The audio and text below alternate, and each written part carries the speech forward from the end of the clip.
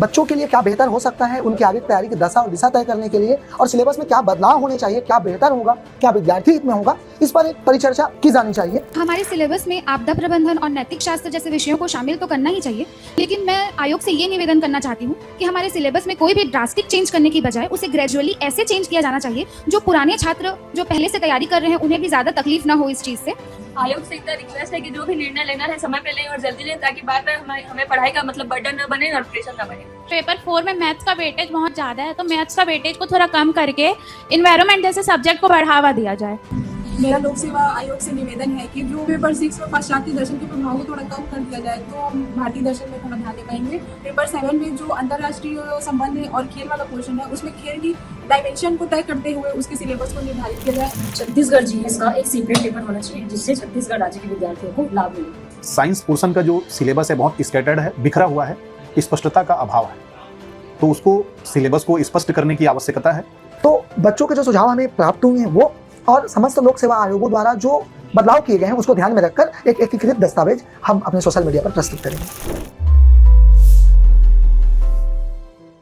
तो सर, जैसा कि अभी लोक सेवा आयोग ने मुख्य परीक्षा के सिलेबस में बदलाव के लिए अधिसूचना जारी किया है, तो मुझे लगता है एक जिम्मेदार संस्था होने के नाते और सब आप इस परीक्षा को बेहतर समझते हैं, जानते हैं, एक्सपर्ट हैं और बच्चों के भविष्य निर्माता होने के नाते हमको एक जिम्मेदार संस्था के तौर पर इस संबंध में एक परिचर्चा करनी चाहिए और बच्चों के लिए क्या बेहतर हो सकता है, उनकी आगे की तैयारी की दशा और दिशा तय करने के लिए और सिलेबस में क्या बदलाव होने चाहिए, क्या बेहतर होगा, क्या विद्यार्थी हित में होगा, इस पर एक परिचर्चा की जानी चाहिए जिससे आगे हमारे बच्चों को लाभ हो और उनका तैयारी सही दिशा में चल सके। जिस तरह से सीजीपीएससी की परीक्षा में मुख्य परीक्षा के सिलेबस को लेकर के कुछ सुझाव भेजने का जो आग्रह किया गया है पीएससी के द्वारा, तो इसके लिए सबसे ज़्यादा महत्वपूर्ण ये होगा कि हम बच्चों से ही जानें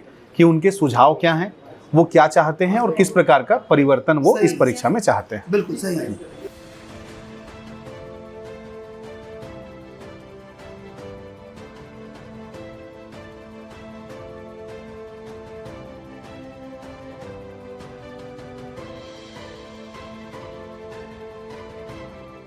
हमारे सिलेबस में आपदा प्रबंधन और नैतिक शास्त्र जैसे विषयों को शामिल तो करना ही चाहिए, लेकिन मैं आयोग से ये निवेदन करना चाहती हूँ कि हमारे सिलेबस में कोई भी ड्रास्टिक चेंज करने की बजाय उसे ग्रेजुअली ऐसे चेंज किया जाना चाहिए जो पुराने छात्र जो पहले से तैयारी कर रहे हैं उन्हें भी ज़्यादा तकलीफ ना हो इस चीज़ से। और इसके अलावा मैं एक चीज़ देखती हूँ कि मैं ग्रंथ अकादमी के पुस्तकों के बारे में सुना है, लेकिन जब हम मार्केट में उसे लेने जाते हैं तो हमें वो पुस्तक हमारे लिए वो अवेलेबल नहीं है, जिससे हमारे पास कंटेंट की बहुत कमी हो जाती है पढ़ने के लिए। तो आयोग इस पर भी विचार करे और हमें ज़्यादा से ज़्यादा ऑथेंटिक बुक प्रोवाइड करने में मदद करे। मेरा नाम उमाशंकर साहू है। मेरा सुझाव ये है कि पीएससी को पेपर 1 में जो छत्तीसगढ़ी भाषा का है उसका वेटेज और अधिक बढ़ाना चाहिए। जैसे 50 नंबर का भी होता है तो इसको 100 नंबर तक बढ़ाना चाहिए, क्योंकि जो प्रशासनिक सेवा अधिकारी है, सेवक है, वो उसका मेन उद्देश्य या मेन कार्य जो है वो जनता से इंटरेक्ट करना है, उसके समस्याओं को सुलझाना है। तो जो अधिकारी उसकी भाषा में पारंगत होगा, छत्तीसगढ़ी भाषा में पारंगत होगा, वो उनकी समस्याओं को और अधिक अच्छे से समझ पाएगा और उनके निराकरण कर पाएगा। सर्वप्रथम मेरा नाम धीरेन्द्र प्रधान है। मैं भारतीय थल सेना से अपर डिवीजन क्लर्क से सेवानिवृत्त हूं। मैं यूपीएससी की तर्ज पर यह बोलना चाहूंगा, जैसे कि यूपीएससी में एथिक्स या नैतिकता का बहुत बड़ा रोल है, उसी तरह छत्तीसगढ़ में अभी हाल ही में ऐसी कुछ घटनाएं हुई है जिससे आप सभी पूर्णतः भली भांति वंचित नहीं होना चाहेंगे। जैसे कि आपको एक मैं सजीव उदाहरण दे रहा हूं। मई के 4-5 मई की मध्य रात्रि को धमतरी जिले के एक पुलिस गश्त के दौरान रात्रि में एक पति पत्नी और एक बच्चे रात को मूवी देख करके वापस आ रहे थे और उनकी बाइक का नंबर प्लेट टूटा हुआ था। इस बात पर एक एसआई ने, एक टीआई ने और वहां की गश्त टीम ने उसके हस्बैंड को उसकी वाइफ के सामने बहुत गंदे तरीके से मारा और बहुत दुर्व्यवहार किया। क्या यहाँ पर भर्ती प्रक्रिया में, इस पुलिस प्रशासन में यहाँ पर क्या नैतिकता का बहुत बड़ा अभाव देखने को मिल रहा है? मेरा तर्ज यूपीएससी और छत्तीसगढ़ लोक सेवा आयोग के लिए यही है कि छत्तीसगढ़ लोक सेवा आयोग के पाठ्यक्रम में नैतिकता एथिक्स का बहुत बड़ा रोल होना चाहिए, जिससे कि आने वाले समय में एक अच्छा अधिकारी का निर्माण हो। मैं इसी के साथ अपनी वाणी को विराम देता हूँ। बहुत अच्छी बात है। आयोग के समक्ष जो है वो नैतिकता की मांग, नीति शास्त्र के पेपर की मांग जो है वो स्वयं ही अभ्यर्थियों की तरफ से की जा रही है और ये बहुत ही उम्मीदजनक भी है कि आयोग जो है वो अभ्यर्थियों की मांग पर बड़े ही संवेदनशील तरीके से विचार करेगा, ऐसा हमारी उम्मीद है। मैं आयोग से यही विनती करती हूँ कि सिलेबस यदि चेंज होता है तो वो जल्द से जल्द हो और जैसे छत्तीसगढ़ी विषय है उसमें और छत्तीसगढ़ी भाषा का वेटेज को बढ़ाया जाए। आयोग से रिक्वेस्ट है कि छत्तीसगढ़ी विषय का एक पूरा पेपर होना चाहिए और पेपर 7 से जो पाश्चात्य दर्शन है उसके बजाय नीति शास्त्र जैसे विषयों को ऐड करना चाहिए सिलेबस में। तो जो पार्ट 7 का मतलब जो पेपर 7 का पार्ट 1 है उसमें जो राज्य और केंद्र स्तर पर जो अधिनियम है उसकी जो सीमाएं हैं वो बहुत अधिक हो जाती है हमारे लिए, तो उसमें थोड़ा सा कटौती की जाए जिससे हमारे समझने और हमारे याद करने की क्षमता के अनुसार। ठीक, गुड। मेरा नाम ज्योति साहू है। मैं छत्तीसगढ़ लोक सेवा आयोग से यही अपना राय देना चाहूंगी क्योंकि उसमें छत्तीसगढ़ी भाषा का जो वेटेज है उसको जितना से जितना हो सके बढ़ा दे, परंतु उसमें कमी की कोई गुंजाइश ही नहीं होनी चाहिए। उसके साथ साथ पाश्चात्य दर्शन को पूरी तरह से समाप्त कर नैतिक शास्त्र को बढ़ावा देना चाहिए। खड़े हो बोल। चलो बोलिए। मेरा नाम विनय बर्मन है।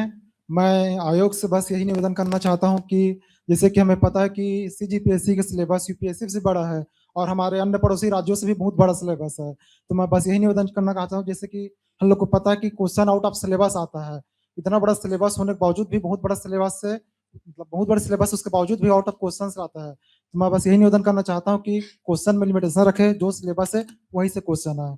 धन्यवाद। ठीक है।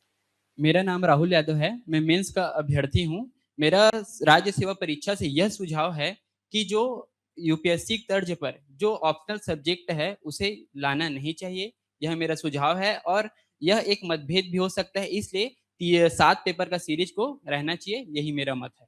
आयोग से इतना रिक्वेस्ट है कि जो भी निर्णय लेना है समय पे लें और जल्दी लें ताकि बाद में हमें पढ़ाई का मतलब बर्डन न बने और प्रेशर न बढ़े। मेरा नाम माधव खुटे है। आयोग के समक्ष मेरा ये सुझाव रहेगा कि जैसे हम आंसर शीट में जो भी गलती करते हैं तो उसको जो है सुधारने के लिए आयोग ये नहीं बताता कि हमने यहाँ पे गलती किया है, तो ये रहेगा मेरा सुझाव कि उसमें ये बताए कि हमने यहाँ पे गलती किया है ताकि हम अगला जब भी एग्जाम दें तो उसमें हम अपने आंसर में सुधार करके बेहतर एक आंसर लिख सकें। मेरा लोक सेवा आयोग से निवेदन है कि जो पेपर 4 का जो मैथ्स वाला पोर्शन है उसको थोड़ा कम करके और साइंस को सिलेबस के अंदर से ही क्वेश्चन पूछा जाए। वही पेपर 6 में पाश्चात्य दर्शन के प्रभाव को थोड़ा कम कर दिया जाए तो हम भारतीय दर्शन में थोड़ा ध्यान दे पाएंगे। पेपर 7 में जो अंतर्राष्ट्रीय संबंध है और खेल वाला पोर्शन है उसमें खेल की डायमेंशन को तय करते हुए उसके सिलेबस को निर्धारित किया जाए और निवेदन है कि अगस्त तक अगर सिलेबस आयोग जारी कर दे तो हमको समय सीमा के अंदर तैयारी करने में आसानी होगी। जैसे कि पाश्चात्य दर्शन का पेपर 6 पार्ट 1 में एक बहुत बड़ा वेटेज देखने को मिलता है जिसका हमारे व्यवहारिक जीवन से कोई भी संबंध नहीं है, ना ही हमारे प्रशासनिक जीवन से है। एक तरफ हम बात करते हैं पर संस्कृतिकरण के बढ़ते प्रभाव की, दूसरे तरफ हम देखते हैं कि पर जो पाश्चात्य दर्शन है उसका प्रभाव हमारे सिलेबस में भी है। तो मैं ये चाहती हूँ कि उसको पूरी तरह से सिलेबस से हटा दिया जाए। छत्तीसगढ़ जीएस का एक सेपरेट पेपर होना चाहिए जिससे छत्तीसगढ़ राज्य के विद्यार्थियों को लाभ मिले। मेरा नाम नीलिमा प्रधान है। पेपर 4 में मैथ्स का वेटेज बहुत ज्यादा है, तो मैथ्स का वेटेज को थोड़ा कम करके एनवायरनमेंट जैसे सब्जेक्ट को बढ़ावा दिया जाए। आज हम सब के बीच एक बड़ा मुद्दा है CGPSC के सिलेबस में बदलाव, और इसी को लेकर आज हम सब चंद्रा एकेडमी के सारे एक्सपर्ट इकट्ठा हुए हैं।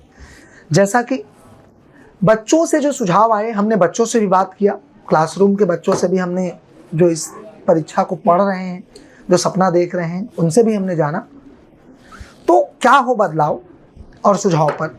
नमस्कार साथियों, जय जोहार, जय छत्तीसगढ़। मैं चंद्रा सर, चंद्रा एकेडमी बिलासपुर के प्रमुख के नाते इस सिलेबस में जो बदलाव की मांग की गई है उस पर बच्चों से बात करने के बाद और तमाम जो अलग अलग स्टेट PCS हैं, अलग अलग राज्यों के लोक सेवा आयोग द्वारा हैं, उनके द्वारा जारी सिलेबस को अध्ययन करने के बाद हम कुछ निष्कर्ष पर पहुँचे हैं। तो इसमें दोनों शामिल हैं, एक बच्चों का सुझाव और दूसरा तमाम जो लोक सेवा आयोग हैं उनके द्वारा वर्तमान परिदृश्य को ध्यान में रखते हुए, सामाजिक परिदृश्य, राजनीतिक परिदृश्य, आर्थिक परिदृश्य को ध्यान में रखकर जो सिलेबस में बदलाव किया गया है उनका भी इसमें विश्लेषण शामिल है। तो छत्तीसगढ़ के सिलेबस में मुख्य रूप से बदलाव क्या होना चाहिए, तो इस पर मैं सबसे पहले जाऊंगा।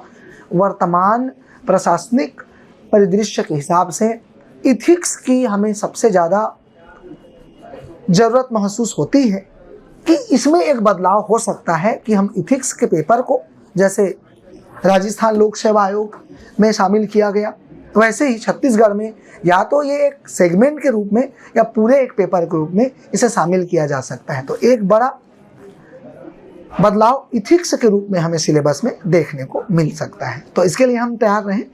अगला, इसके अलावा हम देखते हैं बिहेवियरल साइकोलॉजी, दैट मीन्स व्यवहारिक मनोविज्ञान।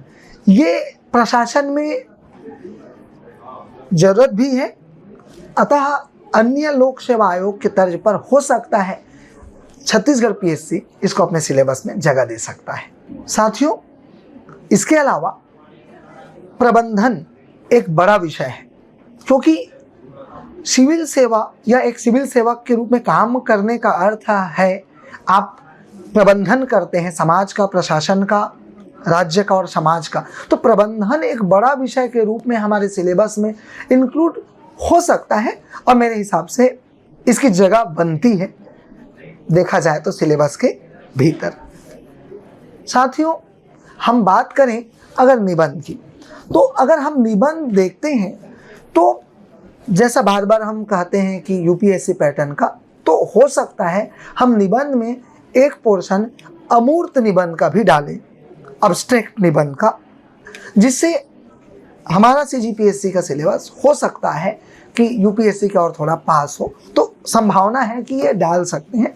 वैसे पैटर्न जो है हमारे निबंध का वो अच्छा है, कोई खराबी उसमें नहीं है। साथियों, एक सिविल सेवक की भूमिका आपदा प्रबंधक रूप में होती है, तो मुझे लगता है सिलेबस में आपदा प्रबंधन, डिजास्टर मैनेजमेंट भी एक हिस्सा हो सकता है। सीजीपीएससी इस बदलाव की तरफ भी जा सकती है, तो एक सेगमेंट ये भी हमको मिल सकता है।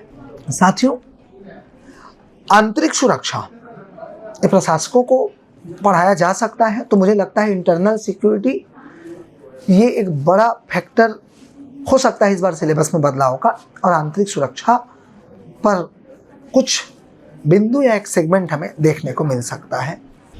अब हम बात करेंगे अंजोर विजन 2047 की, क्योंकि सरकार ने पिछले साल ही इसे जारी किया है और एक सरकार के फ्लैगशिप मिशन में भी शामिल है। तो मुझे लगता है कि अंजोर विजन सिलेबस का हिस्सा हो सकता है, तो हमें इसके लिए भी तैयार रहना चाहिए। और निश्चित तौर पर यह विजन है विकास का, देश का और राज्य की गति का रोड मैप है, तो ये भी सिलेबस में शामिल हो सकता है, आप तैयार रहें। तो ये तो हमने एक लिस्ट गिनाया क्या होना चाहिए या क्या हो सकता है एक्सपेक्टेड, अगर बदलाव की बात हो रही है, क्योंकि साथियों पिछले 10 सालों के अनुभव से हम पढ़ने और पढ़ाने का, साथ ही बच्चों के जो सुझाव आमंत्रित हुए हैं, सुझाव आए हैं, उन सबको ध्यान में रखकर उन सुझावों का एक मूल्यांकन था। और चंद्रा एकेडमी की तरफ से, टीम चंद्रा एकेडमी का भी फीडबैक इसमें शामिल है कि क्या होना चाहिए, क्या हो सकता है। तो महत्वपूर्ण बिंदु के साथ हम अपना सिलेबस बेहतर कर सकते हैं और एक स्टैंडर्ड सिलेबस इससे नजर आएगा। परंतु क्या है हमारे सिलेबस में अभी जो उतना कारगर साबित नहीं हो रहा है, तो मैं बात करूंगा हमारे सिलेबस में कुछ ऐसे बिंदु मुझे दिखते हैं, जैसे वेस्टर्न फिलॉसफी का उतना अहम योगदान अब नहीं है, या फिर कहूँ तो इसको हटाया जाना चाहिए, तब हम कुछ अच्छा चीज़ सिलेबस में एड ऑन कर सकते हैं।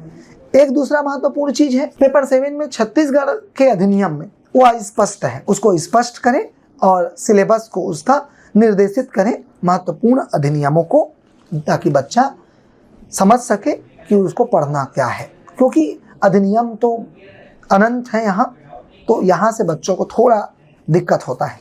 तो साथियों, ये तो हमारे व्यक्तिगत और सामूहिक रूप से सुझाव हो सकते हैं। लेकिन अगर मैं बात करूं तो मुझे लगता है CGPSC ने जो सुझाव मंगाया है उसमें लोगों के अलग अलग सुझाव हो सकते हैं, और मुझे लगता है मैं अब एक सुझाव देने जा रहा हूं आयोग को और तमाम बच्चों को जो डिमांड के अनुसार मुझे लगता है इसमें सब सहमत होंगे, सरगुजा से सुकमा तक, और आयोग भी इसमें सहमत होना चाहिए कि आप सिलेबस में जो भी बदलाव करते हैं इसको आप जल्दी से जल्दी नोटिफाइड करें, अधिसूचित करें और जारी करें, ताकि एक विद्यार्थी अपनी तैयारी शुरू कर सके और वह सही दिशा के साथ पढ़ सके, उसकी तैयारी बाधित ना हो। तो आप जल्दी से जल्दी 15 अगस्त तक या अगस्त महीना के भीतर आप संशोधित सिलेबस को जारी करें। यह विद्यार्थी हित में सबसे बड़ा कदम होगा, मैं ऐसा मानता हूं, और यही हमारा रोड मैप होना चाहिए आगे का। तो बच्चों के जो सुझाव हमें प्राप्त हुए हैं वो और समस्त लोक सेवा आयोगों द्वारा जो बदलाव किए गए हैं उसको ध्यान में रखकर एक एकीकृत दस्तावेज हम अपने सोशल मीडिया पर प्रस्तुत करेंगे। नमस्कार साथियों, जैसा कि CGPSC के परीक्षा में जो सिलेबस है उसको सुझाव को लेकर के बातें उठ रही हैं, तो हमने बहुत सारे बच्चों से बात किया, उनके सुझावों को सुना और उनके व्हाट्सएप मैसेज के माध्यम से कुछ पहलू जो सामने निकल के आया हुआ है उस पर मैं बात करना चाहूँगा। साइंस वाला जो पोर्शन है, साइंस वाले पोर्शन में बिल्कुल सुधार की आवश्यकता है। पहली बात तो ये है कि साइंस पोर्शन का जो सिलेबस है बहुत स्कैटर्ड है, बिखरा हुआ है, स्पष्टता का अभाव है, तो उसको सिलेबस को स्पष्ट करने की आवश्यकता है ताकि क्लियर रहे कौन सा टॉपिक है, किससे सवाल आने हैं। और दूसरी बात ये है कि साइंस के पेपर में प्रतिवर्ष 2 से 3 ऐसे सवाल पूछे जा रहे हैं जो कहीं ना कहीं सिलेबस से संबंधित नहीं है और सिलेबस से बाहर की चीज़ें हैं। तो एक स्पष्ट सिलेबस के निर्माण के साथ ही ये तय करना बहुत आवश्यक है कि जो प्रश्न पूछे जा रहे हैं वो सिलेबस के अंतर्गत ही हो। जैसा कि बहुत सारे हमने अपने स्टूडेंट से, अभ्यर्थियों से चर्चा की, तो जो तथ्य निकल करके सामने आ रहे हैं उस पर मैं बात करना चाहूँगा। जैसे बात करूँ मैं पेपर 7 की, तो पेपर 7 का जो पार्ट 1 है जिसमें इंडियन के एक्ट्स, जितने भी सोशल एक्ट है, समाज के कल्याणकारी जो कानूनों का उल्लेख है, तो इंडिया के पार्ट में तो उसको स्पेसिफाई किया गया है कि कौन कौन से अधिनियम को छात्रों द्वारा या प्रतिभागियों द्वारा पढ़ना चाहिए। लेकिन वहीं अगर देखें तो उसमें जो छत्तीसगढ़ के कल्याणकारी योजनाओं का या कल्याणकारी अधिनियमों का उल्लेख है उसको स्पेसिफाई नहीं किया गया है, जिसको लेकर के राज्य के अभ्यर्थी हमेशा ये पसोपेश में रहते हैं कि कौन से अधिनियम को पढ़ें और कौन से अधिनियम को छोड़ें। और विगत कुछ सालों के प्रश्न पत्रों का अगर विश्लेषण किया जाए तो ये समझ में आएगा कि कहीं से कुछ भी अधिनियम के बारे में वो उठा करके पूछ रहा है, तो बच्चे इसमें थोड़े परेशान रहते हैं कि सर हमको एक दायरा मिलना चाहिए पढ़ने का। तो मेरी भी ये मांग है कि पेपर 7 के पार्ट 1 में जो छत्तीसगढ़ से संबंधित अधिनियमों का एक दायरा है उसको बांधना चाहिए, उसको स्पेसिफाई करना चाहिए और कुछ महत्वपूर्ण कानूनों का, अधिनियमों का उल्लेख उस जगह पर करना चाहिए ताकि प्रतिभागियों को अपनी तैयारियों में सहूलियत आए। और मैं बात करना चाहूँगा पेपर 7 के पार्ट 2 की। तो पेपर के पार्ट 7 के पार्ट 2 में जो खेल का सेगमेंट है, जो अंतर्राष्ट्रीय खेल और खेल प्रतियोगिता और आयोजनों का संबंध है, मेरे ख्याल से जहाँ तक मैं समझ पाता हूँ कि खेल हमारी प्रशासनिक सेवाओं की तैयारियों के मुख्य परीक्षा में उतना रिलेवेंस या उतना प्रासंगिक नहीं है, क्योंकि ये एक जीके का पार्ट है जिसकी तैयारी प्रीलिम्स की परीक्षाओं के दौरान एक अभ्यर्थी हमेशा करता है, परंतु मेंस की परीक्षा में उससे इतने ज़्यादा क्वेश्चन आना बिना किसी उसके डेफिनेशन के या बिना किसी स्पेसिफिकेशन के उसके क्वेश्चन आना, ये जो है वो दायरे को बहुत बड़ा करता है। अक्सर छात्र इसको लेकर के बहुत उलझन में रहते हैं कि सर स्पोर्ट्स में क्या पढ़ें और क्या छोड़ें। इसके साथ ही मैं ये बताना चाहूँगा कि जो पार्ट 2 का इंटरनेशनल रिलेशन या इंटरनेशनल ऑर्गेनाइजेशन वाला जो पार्ट है उसको भी थोड़ा वृहद करके, खेल के वेटेज को कम करके, क्यों ना विदेश नीति और भारत के वैदेशिक संबंधों को थोड़ा सी वरीयता दी जानी चाहिए। तो मेरा तो ये सुझाव है कि पेपर 7 के पार्ट 1 के छत्तीसगढ़ वाले हिस्से पर और पेपर 7 के पार्ट 2 के खेल आयोजन वाले हिस्से पर थोड़े से संशोधन किए जाएं, उसको स्पेसिफिक किया जाए और खेल के वेटेज को थोड़ा कम किया जाए। राज्य सेवा परीक्षा के मुख्य परीक्षा के लिए जो राय मांगी गई है उसको लेकर के जो एक समग्र तौर पे बच्चों से चर्चा हुई, बच्चों के जो सुझाव आए उन्हें मैं समग्र तौर पर रख रहा हूँ। कुछ इस प्रकार से है कि छत्तीसगढ़ के जो वेटेज हैं राज्य के, चाहे वो इतिहास है, चाहे भूगोल हो, चाहे वो अर्थव्यवस्था हो, चाहे कला और संस्कृति हो, तो इनको बिल्कुल भी निगेटिवली डैमेज नहीं किया जाए, क्योंकि इससे बच्चों को फ़ायदा, राज्य के बच्चों को फ़ायदा मिलना बहुत ज़रूरी है, ताकि राज्य सेवा परीक्षा में हमारे छत्तीसगढ़ के बच्चों का जो प्रतिनिधित्व है, उनका जो रिप्रेजेंटेशन हो बना रहे। ये तो बात राज्य के हित में हुई। लेकिन दूसरी, अगर हम एक प्रशासक को खोज रहे हैं, अगर राज्य सेवा परीक्षा से प्रशासक की अगर खोज करते हैं, तो हम कहीं ना कहीं एक ऐसे बच्चे को एक प्रशासनिक अधिकारी तौर पर लेके आते हैं जिसमें विषय की समझ बेहतर हो। मैं बात कर रहा हूँ पेपर 7 के पेपर 3 के पार्ट 2 में जो विषय है संविधान और लोक प्रशासन, उसको थोड़ा सा हम चाहे तो रेशनलाइज कर सकते हैं, उसको तार्किक करना ज़रूरी भी है, क्योंकि संविधान एक ऐसा विषय है जिसको प्रीलिम्स में पढ़ाया जाता है और इसकी व्यवहारिक जो नीड है, इसकी जो व्यवहारिक आवश्यकता है वो मेंस में है, बट 50 नंबर का ही है और साथ में लोक प्रशासन भी है। तो इसमें जो थोड़ा बदलाव ज़रूरी है वो as per the need of administration अगर हम देखें तो संविधान के वेटेज को बढ़ाया जाए, लोक प्रशासन के साथ साथ गवर्नेंस, जो सुशासन की हम बात करते हैं, जो ई अभिशासन की बात करते हैं, गवर्नेंस की बात करते हैं, और साथ में मैनेजमेंट, ये वो कोर सब्जेक्ट हैं जो एक टिपिकल एडमिनिस्ट्रेटर को प्रिपेयर करते हैं। अभी के सिलेबस में एक भी ऐसा सेगमेंट नहीं नज़र आता है जहां पर आप सिविल सर्वेंट के तौर पे किसी बच्चे को डेवलप करा रहे हो। और mains is all about the understanding of the syllabus. ये बहुत ज़रूरी होता है जिसको आप समझें। ये ऐसे विषय हैं जिसको हम बिल्कुल एड ऑन करें, जिससे एक अच्छा प्रशासक राज्य में राज्य सेवा परीक्षा में चयनित होकर के अपनी सेवा को समझ के साथ दे सके। ये बहुत ज़रूरी है। ये मेरे सुझाव हैं जो बच्चों की तरफ से मैं प्रेषित करता हूं, जो हमसे इंटरेक्शन हुआ है क्लासरूम कोर्स से या फिर एक व्हाट्सअप या फिर किसी इलेक्ट्रॉनिक माध्यम से। Thank you. दरअसल साथियों, निबंध का प्रश्न पत्र अगर हम यूपीएससी की बात करें, चूंकि हमारे वर्तमान सिलेबस में परिवर्तन की जो बात की जा रही है वह सरकार की ओर से पहला ही कहा गया है कि यूपीएससी के पैटर्न को बेस बनाकर सीजीपीएससी आयोग जो है अपने सिलेबस में परिवर्तन करेगी। इसके अतिरिक्त भी जब हम सिविल सेवा मूल्यों की बात करते हैं, तब सिविल सेवा मूल्यों में जो विचार की गहराई है, जो सृजनात्मकता है, रचनात्मक कुशलता है, संगठनिक क्षमता है, सशक्त अभिव्यक्ति कुशलता है, ऐसे मूल्यों की सिविल सेवा में बहुत अधिक महत्ता होती है। तब मैं निबंध के प्रश्न पत्र पर आऊं तो देखिए, निबंध का प्रश्न पत्र जो है वो शामिल इसलिए किया जाता है ताकि व्यक्ति के जो भी अभ्यर्थी है उसके व्यक्तित्व का एक गहराई से बहुआयामी तरीके से परीक्षण किया जा सके। ऐसा निबंध में ही संभव है। निबंध में क्यों संभव है? क्योंकि जब एक अभ्यर्थी निबंध लिखता है तब वह विभिन्न विषयों के ज्ञान को संयोजित करता है, उसे इंटीग्रेट करता है, अपने विचारों को उस गहराई में डुबोता है और एक विश्लेषणात्मक क्षमता का प्रयोग करता है, विभिन्न विषयों की विवेचना करता है और अपनी भाषाई कुशलता से उसे संगठित करके व्यवस्थित क्रम में चीजों को प्रस्तुत करता है। लेकिन वर्तमान जो सीजीपीएससी के निबंध का जो पेपर है, हम देखते हैं कि निबंध के वर्तमान पेपर का जो प्रकृति है वह एक तथ्यात्मक है, वह जीएस बेस्ड हमको नजर आता है। वह जीएस का जो कुछ विषय होता है उसको निबंध के प्रश्न पत्र में शामिल कर दिया जाता है।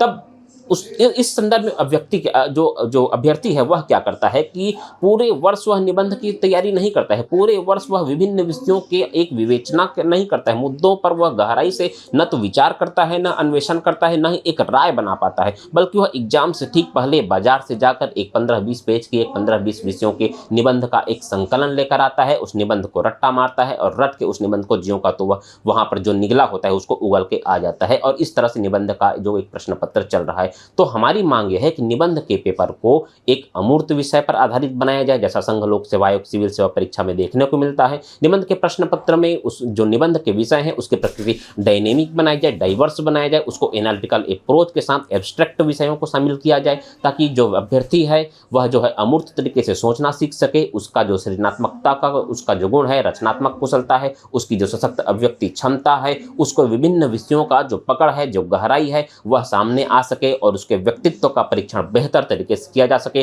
ताकि जो अभ्यर्थी का जो दृष्टिकोण है, जो उसका सिविल सर्विस के लिए एप्टीट्यूड है, उसका सही मूल्यांकन संभव हो और एक बेहतर अभ्यर्थी सिविल सेवा की परीक्षा में सफल हो सके। एक ऐसा अभ्यर्थी नहीं जो कि निबंध जैसे एक मौलिक विधा को भी रट कर जाए और रट कर उसको लिख दे, बल्कि एक ऐसे अभ्यर्थी का चयन हो जिसमें एक रचनात्मक कुशलता है, जो चीज़ों को सोच सकता है और अपने विचार सामर्थ्य से वहाँ पर विभिन्न विषयों के ज्ञान को संयोजित करके एक बेहतर निबंध लिख सकता है। इस माध्यम से जो है अभ्यर्थी के सिविल सेवा एप्टीट्यूड का बेहतर परीक्षण संभव हो सकता है। यही कारण से कि हम मांग कर रहे हैं आयोग से या सुझाव दे रहे हैं कि निबंध के प्रश्न पत्र को यूपीएससी के स्तर पर ले जाके एक बेहतर एक स्टैंडर्ड प्रदान किया जाए। बच्चों से कक्षाओं में इंटरेक्शन, प्लस हम भी इन विषय को पढ़ाते हैं और हमारी पढ़ाई के दौरान हमारे अनुभव के अनुसार जो सुझाव हो सकते हैं, कुछ सुझाव मैं आपसे साझा करना चाहता हूं। जैसे कि पेपर 4 की हम बात करें, पेपर 4 में जो जनरल साइंस है उसे थोड़ा साइंस एंड टेक्नोलॉजी के रूप में डाइवर्सिफाई किया जा सकता है।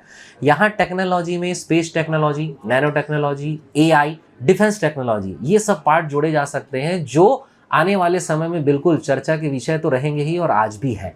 इसके अतिरिक्त पेपर 5 में इकोनॉमी के सेक्शन को थोड़ा और सुधारा जा सकता है, जहां विशेष रूप से छत्तीसगढ़ इकोनॉमी में मुख्य रूप से विभिन्न क्षेत्रों के सशक्तिकरण एवं योजनाओं पर बल दिया गया है, उसे अर्थव्यवस्था के पॉइंट ऑफ व्यू से रैशनलाइज किया जा सकता है। सबसे महत्वपूर्ण मैं चर्चा करना चाहूँगा पेपर 4 के अंतर्गत मैथ्स। जी हाँ, इसके अंतर्गत मैथ्स और रीजनिंग दोनों है, जहां मैथ्स और रीजनिंग का जो सिलेबस है प्रीलिम्स की परीक्षाओं में जो मैथ्स होता है उससे भी ज़्यादा है। तो वेटेज तो मैथ्स का मात्र 50 नंबर का है, लेकिन उसके लिए आपको प्रीलिम से भी ज़्यादा पढ़ना है, प्लस रीजनिंग को भी पढ़ना है।